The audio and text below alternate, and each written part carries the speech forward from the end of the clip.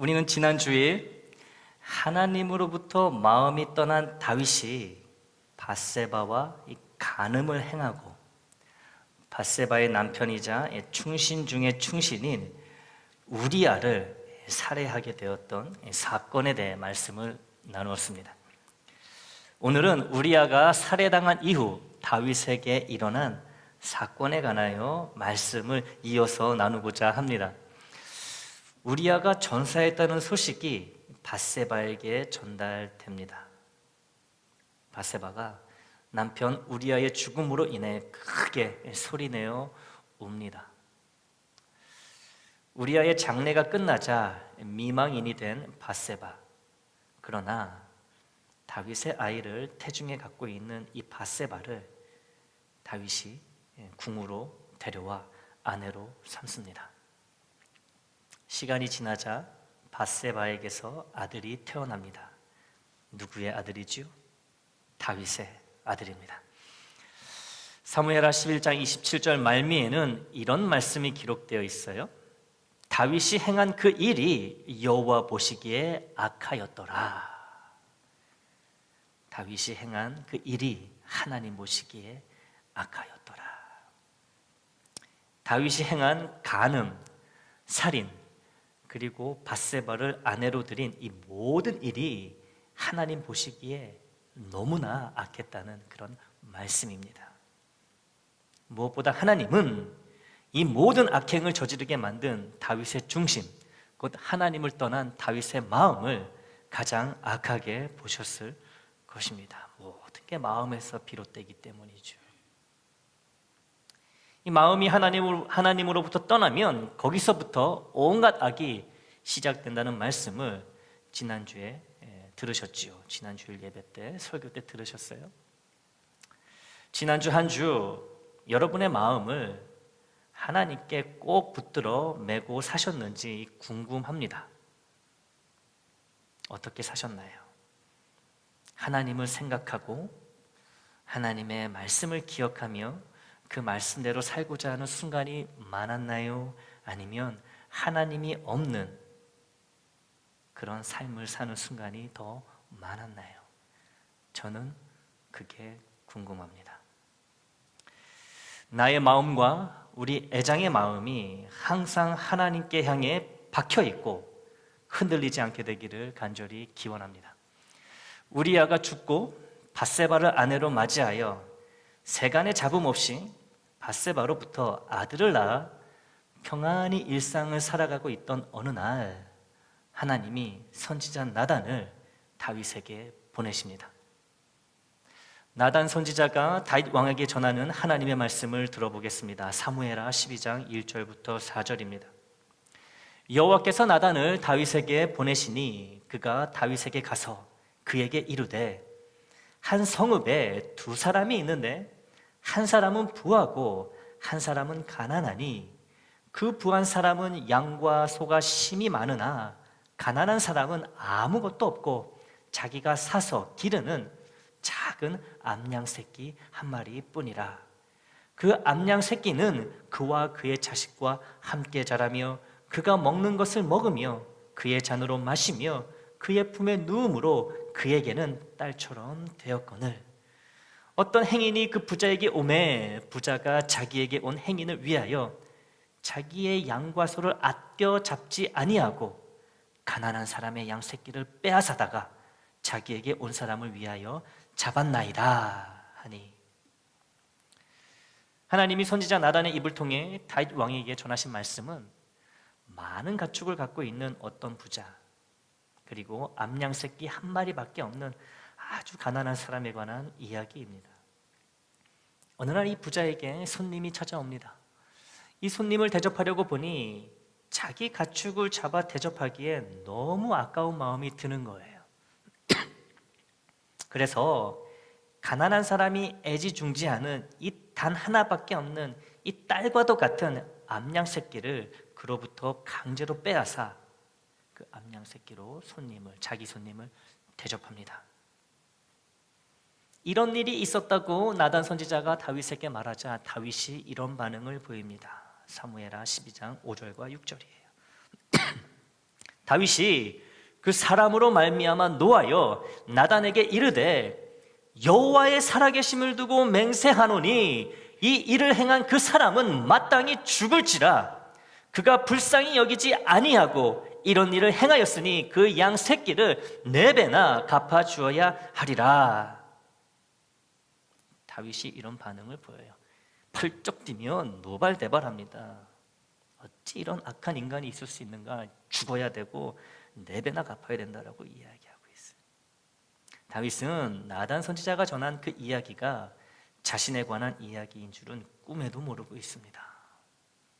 다윗 자신이 그 이야기에 나오는 부자인 줄 모른 채 하나님의 이름으로 맹세까지 하며 그 부자를 죽이고 암양 새끼를 4배나 갚아주도록 해야겠다고, 그렇게 하겠다고 큰 소리 칩니다. 자기 입으로 자신이 죽어 마땅한 죄를 지었다고 스스로 시인해버린 다윗이에요. 이런 다윗을 보며 선지자 나단이 다음과 같이 말합니다. 사무엘하 12장 7절부터 12절이에요. 나단이 다윗에게 이르되 당신이 그 사람이라. 이스라엘의 하나님 여호와께서 이와 같이 이르시기를 내가 너를 이스라엘 왕으로 기름 붓기 위하여 너를 사울의 손에서 구원하고 내 주인의 집을 내게 주고 내 주인의 아내들을 내 품에 두고 이스라엘과 유다 족속을 내게 맡겼느니라. 만일 그것이 부족하였을 것 같으면 내가 내게 이것저것을 더 주었으리라. 그러한데 어찌하여 네가 여호와의 말씀을 업신여기고 나 보기에 악을 행하였느냐? 네가 칼로 햇사람 우리아를 치되 암몬 자손의 칼로 죽이고 그의 아내를 빼앗아 네 아내로 삼았도다. 내가 나를 업신여기고 햇사람 우리아의 아내를 빼앗아 내 아내로 삼았은즉 칼이 네 집에서 영원토록 떠나지 아니하리라 하셨고, 여호와께서 또 이와 같이 이르시기를 보라, 내가 너와 네 집에 재앙을 일으키고 내가 네 눈 앞에서 네 아내를 빼앗아 네 이웃들에게 주리니 그 사람들이 네 아내들과 더불어 백주에 동침하리라. 너는 은밀히 행하였으나 나는 온 이스라엘 앞에서 백주에 이 일을 행하리라 하였나이다 하니. 아멘. 그 죽어 마땅한 부자가 바로 다윗 왕이라고 나단은 곧바로 선언합니다. 그리고 하나님이 다윗에게 베푸신 은혜와 복에 관한 말씀이 이어져요. 하나님이 넘치도록 주신 은혜와 복에도 불구하고 다윗의 마음은 하나님을 떠나버렸고 그 결과는 우리가 다 아는 것처럼 참담하기 그지 없습니다. 하나님은 이런 다윗에게 어찌하여 네가 여호와의 말씀을 업신여기고 악을 행하였느냐 이렇게 묻고 계세요.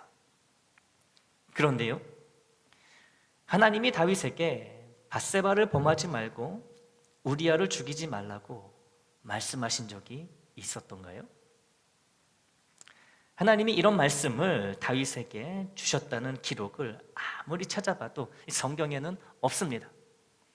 그런데 하나님은 왜 다윗에게 그러지 말라고 이미 말씀하셨던 것처럼, 밧세바를 범하지 말고 우리아를 죽이지 말라고 말씀하셨던 것처럼 그렇게 이야기하고 계시는 걸까요? 그렇게 하지 말라고 말씀하신 적이 없는데 어떻게 다윗이 하나님의 말씀을 업신여겼다고 하시는 건지 궁금합니다. 이 궁금증에 대한 답은 오래전에 모세를 통해 이스라엘에게 주신 하나님의 십계명에 있습니다. 이스라엘 자손인 다윗은 이 십계명 말씀을 이미 받은 것과 다름없지요. 십계명 중 다윗과 관련된 계명들을 보겠습니다. 먼저 6째 계명이에요. 6번째 계명, 살인하지 말라. 7번째 계명입니다. 간음하지 말라. 마지막으로 10번째 계명입니다. 내 이웃의 집을 탐내지 말라. 네 이웃의 아내나 그의 남종이나 그의 여종이나 그의 소나 그의 낙이나 무릇 내 이웃의 소유를 탐내지 말라. 하나님은 십계명 말씀을 통해 다윗이 왕이 되기 훨씬 전부터 이미 하나님이 금하시는 것과 원하시는 것을 알고 있었다는 거죠. 다윗이 십계명을 모를 리가 없죠. 그런데 하나의 계명도 아니고 세 개의 계명을 연달아 범하여 그 자리에서 죽어도 할 말이 없는 그런 처지에 놓여 있는 다윗입니다. 이렇게 볼 때 다윗이 나단이 전하는 부자와 가난한 자의 이야기를 듣고 불같이 화를 내며 부자를 반드시 죽일 것이라고 하나님의 이름으로 맹세까지 했던 모습은 말 그대로 정말 웃기는 모습입니다. 다윗이 이래서는 안 되는 거죠. 다윗이 암양 새끼 하나 빼앗은 부자를 이처럼 죽이겠다고 팔팔 뛴 이유는 네 이웃의 집을 탐내지 말라는 십계명의 말씀을 그 부자가 어겼기 때문입니다. 이 최고의 계명 중 하나를 어겨 하나님을 업신여겼으니 그 부자는 반드시 죽여야 한다는 게 이 다윗의 생각이에요. 그런데 이런 다윗의 모습이 참 웃기는 이유는 자신은 밧세바를 빼앗아 10번째 계명만 어긴 것뿐만 아니라 밧세바를 범하여 간음하지 말라는 7째 계명도 어겼고 그것도 모자라 우리아를 죽임으로써 살인하지 말라는 6번째 계명까지 범했기 때문입니다. 암양 새끼 하나 빼앗은 그 부자를 반드시 죽이겠다고 펄펄 뛰는 다윗이 정말 웃기는 거예요. 지금 자기는 어떤데요? 자기는 어떻습니까? 하나도 아니고 십계명 중 3개를 한꺼번에 범한 다윗 아니겠습니까?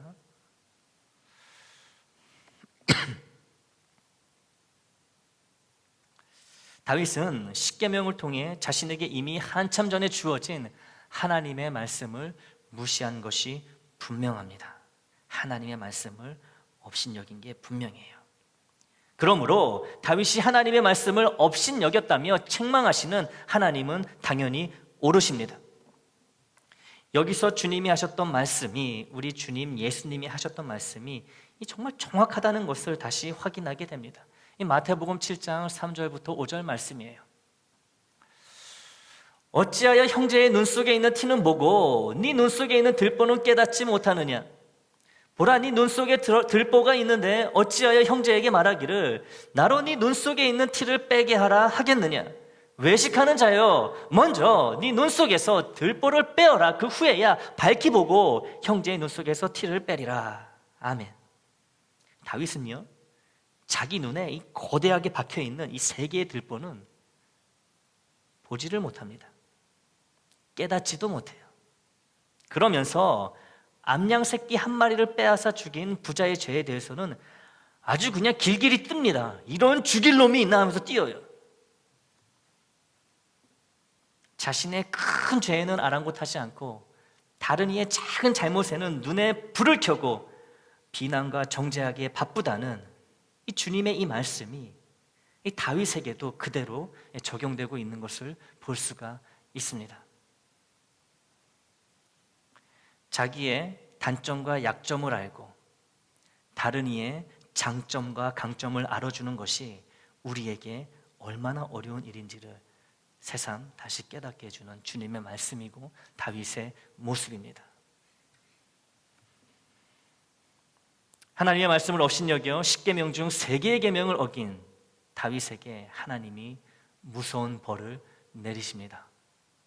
훗날 다윗이 가장 사랑했던 왕자 압살롬에 의해 벌어진 비극을 통해 하나님이 지금 다윗에게 내리신 모든 벌이 그대로 이루어지게 됩니다. 하나님으로부터 무서운 정죄를 받은 다윗이 그 즉시 자신이 하나님께 범죄했다고 자백합니다. 회개합니다. 그 다음에 나단 선지자가 하는 말씀이 중요한데요, 오늘 본문입니다. 사무엘하 12장 13절이에요. 회개한 다윗에게 나단이 이런 말씀을 전합니다. 다윗이 나단에게 이르되 내가 여호와께 죄를 범하였노라 하매 나단이 다윗에게 말하되 여호와께서도 당신의 죄를 사하셨나니 당신이 죽지 아니하려니와. 회개한 다윗에게 나단이 하나님의 말씀을 전합니다. 하나님도 당신이 회개할 것을 아시고 이미 당신의 죄를 용서하셨습니다. 당신 죽지 않습니다. 나단 선지자의 이 말이 중요한 이유는 다윗이 그 지은 죄를 회개할 것을 미리 아셨던 하나님이시지만 그에게 죄에 대한 책임을 물어 벌을 주셨기 때문입니다. 하나님은 다윗의 회개를 받으시고 다윗의 죄를 용서하셨습니다. 하지만 그에게 여러 벌을 내리셨어요. 죄는 용서해 주셨지만 그렇다고 받을 벌까지 사하여 주신 것은 아니라는 거예요. 이게 중요한 겁니다. 밧세바와 간음하여 낳은 아들이 태어난 지 얼마 되지 않아 죽습니다. 그의 자식들 간에, 다윗 자식들 간에 근친상간이 일어나고 아들 중 한 명인 압살롬은 아버지 다윗의 왕위를 찬탈하여 아버지의 후궁들과 원한 대낮에 동침하는 등 하나님이 나단 선지자를 통해 다윗에게 예고하신 벌들이 하나도 남김없이 그대로 이루어집니다. 우리는요, 회개하면 모든 죄를 용서받고 죄에 대한 벌도 다 사하여진다고 알고 있습니다. 하지만 항상 그런 건 아니라는 거예요. 여러분, 이거를 잘 아셔야 됩니다. 회개를 하면, 참된 회개를 하면 죄는 용서를 받아요. 이건 확실합니다. 하지만 받아야 될 벌까지 항상 하나님이 제하여 주시는 건 아니라는 거예요. 죄 짓고 나서 죄 지으면 회개하면 되지, 이렇게 안일하게 생각하고 넘어갈 문제가 아니라는 거죠. 이 죄의 문제가.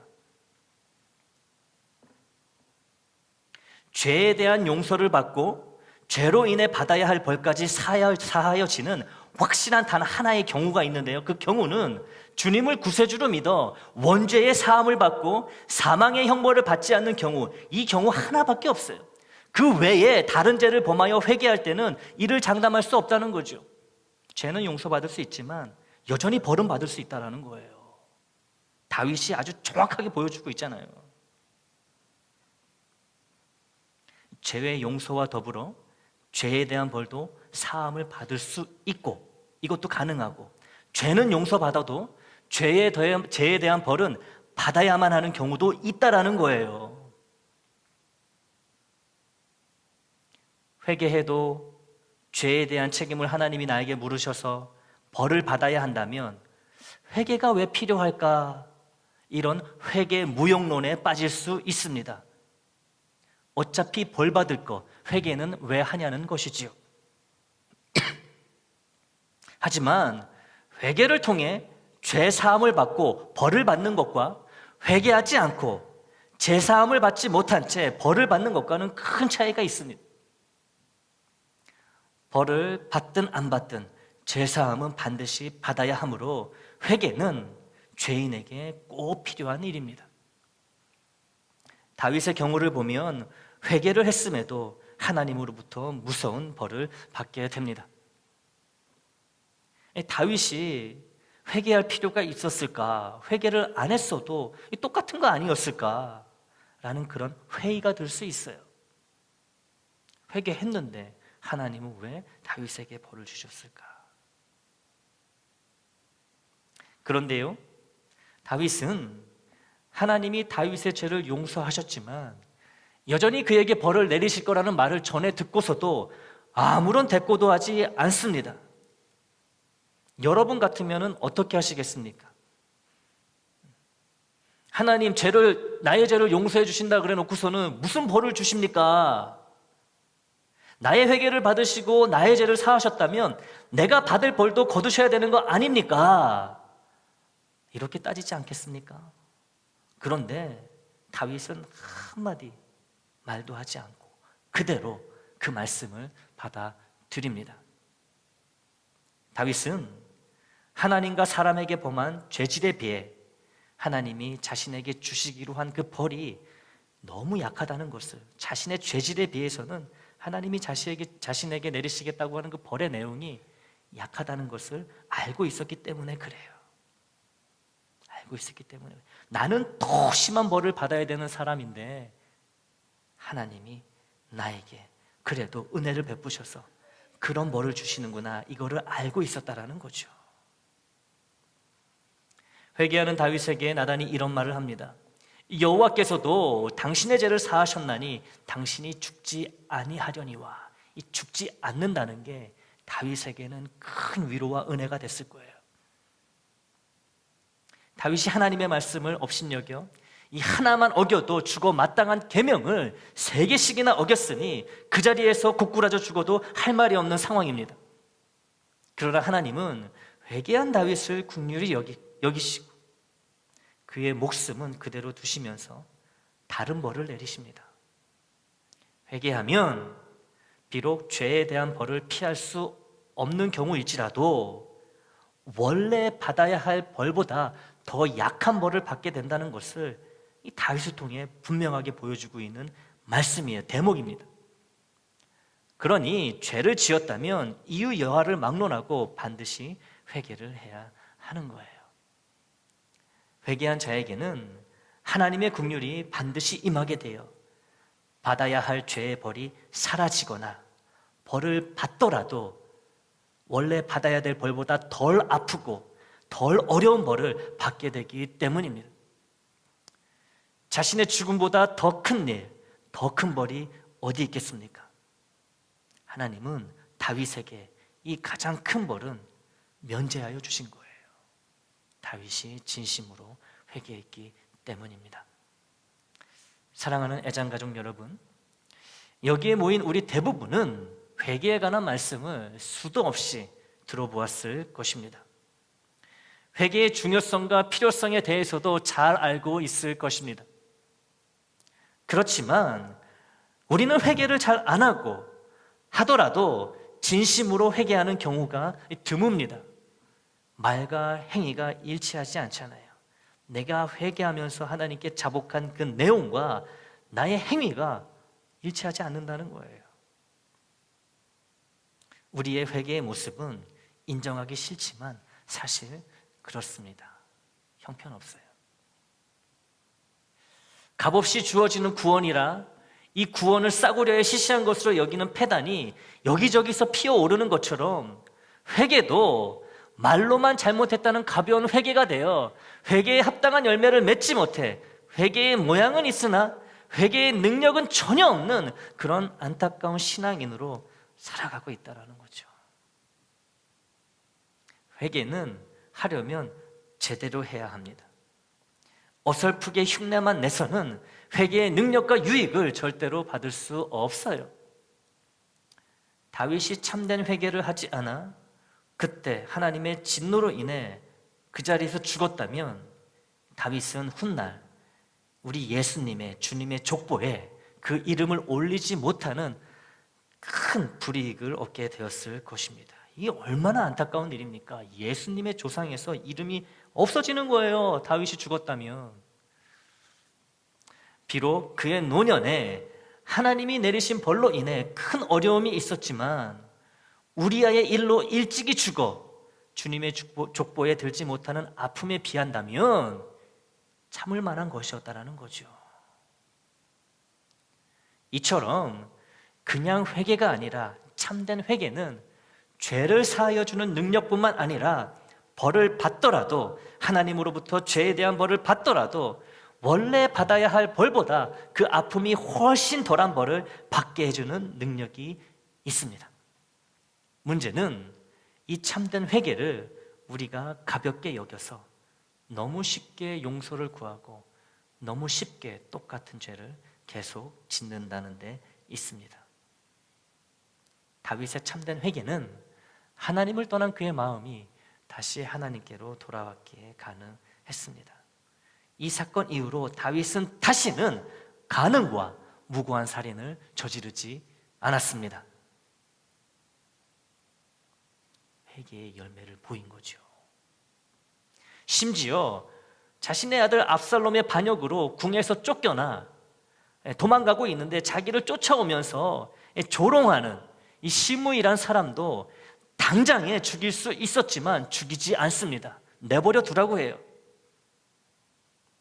우리아를 죽임으로써 살인하지 말라는 하나님의 계명을 업신여겼던 자신의 죄를 철저히 회개했기에 죽어 마땅한 시므이지만 다윗은 그를 죽이지 않았던 겁니다. 왜요? 자기도 죽어 마땅한 자였지만 하나님이 용서해 주셨잖아요. 참된 회개를 통해 하나님의 용서와 은혜를 받았으니 다윗도 그렇게 살아갈 수밖에 없는 거예요. 이 다윗의 훌륭함은 여기에 있는 거 아니겠습니까? 우리와 똑같이 정욕에도 사로잡히고 사람을 죽이기도 하고 그랬지만 그가 우리와 다른 점은 하나님이 말씀하실 때 마음을 돌이키고 참된 회개를 통해 다시는 그제로 돌아가지 않았다는 거예요. 어떤 죄에 대해서요, 우리가 참 회개를 하고 나면 이 자라보고 놀란 것은 숫뚜껑 보고 놀라는 것처럼 그 죄와 비슷한 것만 보아도 움츠러들게 되어 있는 거예요. 아이고, 내가 그때 그 죄를 지어가지고 내가 하나님께 회개하고 내가 참 고달팠지, 힘들었지. 보기만 해도 그냥 돌아서는 거죠. 참 회개한 자는 이런 능력, 이런 모습으로 살아가는 거예요. 참으로 회개한 자만이 죄의 무서움을 알고 그 죄를 피할 수 있는 것입니다. 나의 회개는 어떠십니까? 나의 회개는 어떤가요? 다윗의 회개처럼 한 번 지은 죄는 다시 짓지 않는 참 회개인가요? 원래 받아야 할 무서운 벌보다 훨씬 값없고 경미한 벌을 받게 해주는 참 회개인가요? 아니면 사사시대 이스라엘 백성처럼 어려울 때는 하나님께 울부짖으며 다시는 우상 숭배를 안 하겠다고 회개하지만 하나님의 은혜와 도우심으로 삶이 안정을 찾으며 슬그머니 다시 우상을 숭배하는 그런 거짓 회개인가요? 지은 여러 죄에 대해 참 회개를 하지 않아 죄도 용서받지 못하고 피할 수 있는 벌인데도 피하지 못하며 벌을 받더라도 원래 받을 벌보다 그 정도가 훨씬 약한 벌을 받지 못하고 있는 것은 아닐까요? 지금 그리고 앞으로 계속해서 우리에게 필요한 건 그냥 회개, 말뿐인 회개, 가벼운 회개, 똑같은 죄를 수백 수천 번 짓고 그때마다 수백 수천 번 하는 회개가 아니라 나의 마음이 죄에서 돌이켜 하나님께 완전히 돌아섰다는 것을 보여주는 참된 회개입니다. 우리에게 필요한 건 이런 참된 회개예요. 100대 맞을 잘못을 했지만 아예 한 대도 안 맞거나 맞더라도 20대, 10대만 맞을 수 있는 방법이 있는데 이 방법을 무시하고 100대 다 맞는 사람이 있다면 참 미련하고 한심한 사람일 것입니다. 이 회개도 마찬가지예요. 참 회개를 하면 제사함은 반드시 받게 되어 있고 죄에 대한 벌을 면제받거나 벌을 받더라도 받을 만하고 견딜 만한 벌을 받을 수 있는데 마음의 돌이킴 없이 행위의 변화 없이 입으로만 하는 회개, 무슨 회개를 했는지조차 기억하지 못해 같은 죄를 수없이 반복해서 저지르는 이런 거짓 회개가 나의 회개가 되어서는 안 된다는 것이죠. 그러면 미련한 장거예요. 나의 회개가 이런 미련한 회개여서 피할 수 있는 벌이지만 피하지 못해 고스란히 받으면서 고통 가운데 살아가고 있지는 않은지요. 또 피할 수 없는 벌일지라도 덜 어렵고 덜 아픈 벌을 대신 받을 수 있는데 그러고 있지 못하는 것은 아닌지요. 그래서 겪지 말아야 할 아픔과 고통을 불필요하게 받고 있는 것은 또 아닌지요. 지금 내가 겪고 있는 아픔과 고난 중에 유독 견디기 힘든 아픔과 고난이 있다면 그 아픔과 고난이 나의 죄와 관련이 있는 것은 아닌지, 내가 그 죄에 대해 참 회개를 하지 못해 그런 것은 아닌지 오늘 이 시간 확실히 점검하여 이 불필요한 아픔과 고난에서 이 벗어나 자유케 되시기를 축복합니다. 하나님은 나에게 참 회개를 원하십니다. 내가 필요 이상으로 아파하고 괴로워하는 것을 원치 않으시기 때문입니다. 여러분의 목사인 저도 여러분이 그렇게 되는 것을 원치 않습니다. 우리 모두의 마음에 근본적인 변화와 행동의 변화가 뒤따르는 참 회개가 필요합니다. 죄사함은 물론이고 피할 수 있는 벌은 피하고 피할 수 없는 벌이라면 받을 만하고 견딜 수 있는 은혜와 자비의 벌을 받게 되기를 간절히 기원합니다. 그냥 회개가 아니라 마음과 삶의 변화가 있는 참된 회개를 통해 죄사함의 은혜는 기본으로 받고 벌을 받더라도 달게 받을